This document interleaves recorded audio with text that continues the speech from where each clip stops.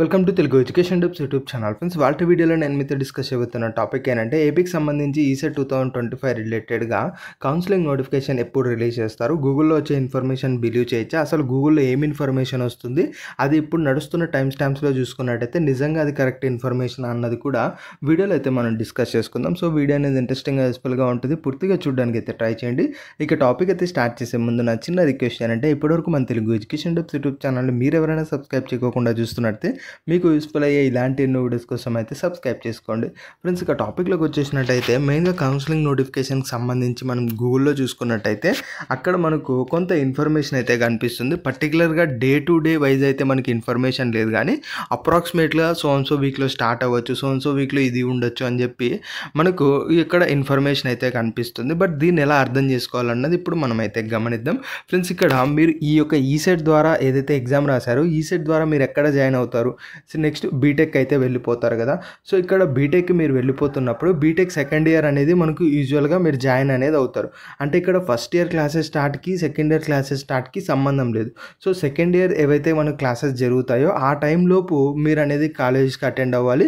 ఆర్ఎల్స్ మనకు second year classes start అయినా similar to first year admissions ఆ దగ్గరలోనే మీరు కాలేజ్కి అనేది వెళ్ళిపోవాల్సి ఉంటుంది. సో ఇంతవరకు క్లియర్ ఉంది కదా. మరి ఇప్పుడు ఏపీకి సంబంధించి ఏపీ సెట్ రిలేటెడ్గా చూసుకున్నట్టయితే అట్ ద సేమ్ టైం మనకు ఏఐసిటి ఇచ్చిన డేటా ప్రకారం చూసుకున్నా కూడా ఎట్టి పరిస్థితుల్లోనూ ఆగస్టు 14 లోపు క్లాసెస్ అనేవి స్టార్ట్ అవ్వాలని చెప్పి క్లియర్గా మెన్షన్ అనేది చేశారు. మరి ఈ యొక్క ఈసెట్కి సంబంధించి ఎప్పుడు కౌన్సిలింగ్ స్టార్ట్ అయితే మనకు ఆగస్టులోపు మీరు కాలేజీకి జాయిన్ అవుతారు అన్న డేటా బేస్ చేసుకుంటే ఇప్పుడు గూగుల్లో వస్తున్నది, ఇప్పుడు నెక్స్ట్ ఫర్దర్గా టైం స్టాంప్ ప్రకారం చూసుకుంటే కరెక్ట్గా ఉంటుందా లేదన్నది మీకు ఒక పిక్చర్ అనేది రావటం అయితే జరుగుతుంది. క్లారిటీగా వినండి, కన్ఫ్యూజ్ అయితే అవ్వకండి.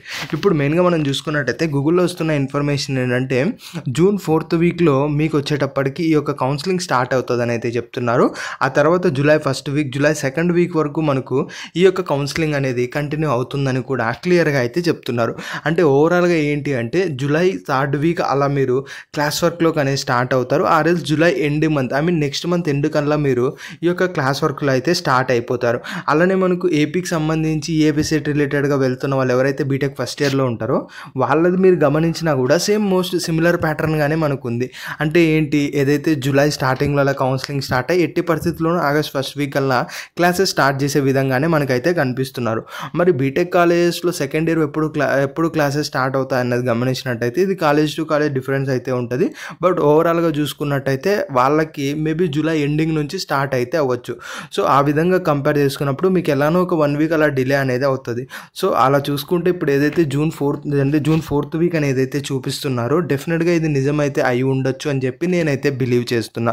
పెద్ద టైం అయితే లేదు, ఒక నెక్స్ట్ వీక్ గడిచిందంటే ఇంకా నెక్స్ట్ వీకే 4th వీక్ అయిపోతుంది. కాబట్టి ఎట్టి పరిస్థితుల్లోనూ ఆ 4th వీక్ అయితే స్టార్ట్ అవుతుంది కౌన్సిలింగ్ అని చెప్పి నేను బిలీవ్ చేస్తున్నాను.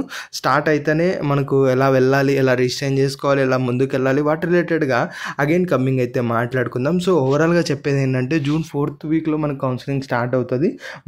మోస్ట్లీ మీరు జూలై 3rd వీక్ అలా క్లాస్ వర్క్లోకి స్టార్ట్ అవ్వచ్చు అని చెప్పి నేను బిలీవ్ అయితే చేస్తున్నా.